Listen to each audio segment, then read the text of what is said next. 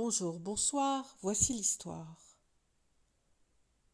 Celle d'Arthur, l'enfance d'un roi, d'Anne Ferrier et de Christelle Le Guen, aux éditions Locus Solus, collection La Table Ronde. Je m'appelle Lugue et je suis le plus malin des corbeaux de Bretagne. Laissez-moi vous conter l'histoire d'un noble et preux chevalier. Arthur n'était qu'un bébé quand mon ami l'enchanteur Merlin l'emmena dans la forêt. Il devait y rencontrer un grand seigneur de notre royaume. Il lui confia l'enfant. « Élève-le comme ton propre fils, dit-il au seigneur. Et toi, Lugue, fidèle oiseau, veille sur lui. Un grand destin l'attend. »« Pas question, m'écriai-je. Les bébés, ça bave, et puis ça crie, et même ça sent mauvais. » Mais l'enchanteur repartait déjà vers Brocéliande. Les années passèrent, et je m'efforçai de tenir ma promesse. « Arthur, tu dois absolument connaître l'histoire des rois de Bretagne. » Rien à faire, mon élève se montrait plus étourdi qu'un jeune moineau, et dès que j'avais le bec tourné, il filait rejoindre son frère Queux, qui s'entraînait à l'épée. Arthur devint même son écuyer. Un matin, les trompettes annoncèrent un grand tournoi dans le royaume. Les chevaliers les plus courageux devaient s'affronter dans un immense champ. Queux allait les rejoindre quand tout à coup il poussa un cri. « Par mon bec, que se passe-t-il ? J'ai oublié mon épée à la maison. » Je crus m'étouffer de rire. Un chevalier sans armes. Ridicule. Arthur rougit.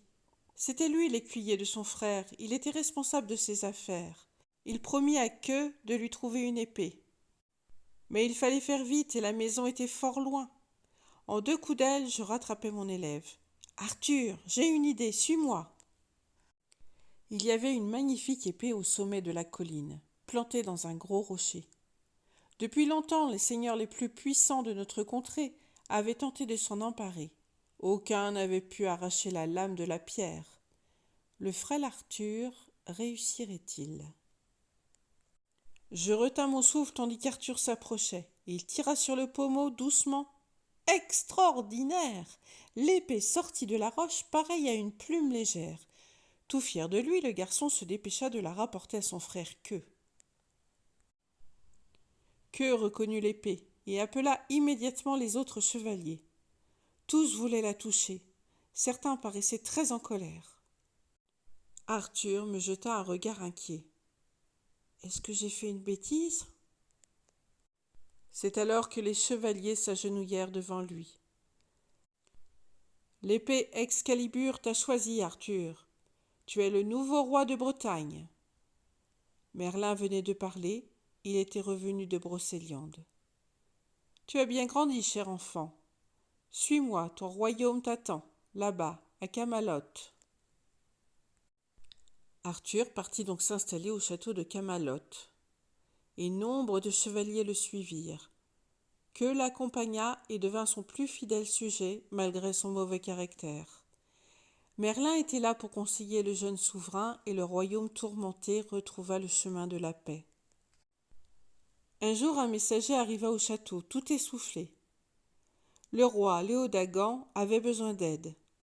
Son royaume était attaqué par un géant. Seul Arthur pouvait le libérer. Mon jeune ami n'hésita pas un instant et se précipita à son secours, accompagné de ses chevaliers. Sur le champ de bataille, le géant s'amusait, son rire grondait comme des centaines de tambours. Il assommait les soldats de ses poings, cassait leurs flèches d'un simple souffle. Arthur et ses guerriers parvinrent à le chasser jusque dans la forêt. Alors le jeune roi brandit Excalibur, et d'un seul coup de son épée magique, il lui coupa la tête. Le royaume était enfin délivré. Le roi Léodagan fit donner un grand banquet dans son château pour remercier Arthur. Cela faisait longtemps qu'on avait si bien mangé. Mais mon ami n'écoutait personne. Il ne quittait pas des yeux Guenièvre, la fille du roi, un étrange sourire sur ses lèvres. Il était amoureux. Quelque temps plus tard, Guenièvre et Arthur se marièrent à Camelot. Leur bonheur faisait plaisir à voir. Merlin se déplaça de sa forêt de Brocéliande pour l'occasion. Il avait une surprise pour les jeunes mariés. Une gigantesque table apparut au milieu de la grande salle du château. Cette table était ronde, car il n'y avait nulle place d'honneur, pas même pour Arthur. Chacun était l'égal de son voisin. Tour à tour, les hommes prirent la parole. « Je fais vœu de porter secours à toutes les demoiselles qui en auront besoin, et moi de réparer toutes les injustices. Nous jurons de toujours rechercher les plus belles et les plus dangereuses des aventures. » Tous les compagnons d'Arthur prirent un siège, et ainsi commença la première assemblée des chevaliers de la table ronde. Un destin extraordinaire les attendait. Et voici, l'histoire est finie. Pensez à mettre un petit pouce ou bien à vous abonner à la chaîne pour soutenir mon travail. Merci beaucoup et à bientôt.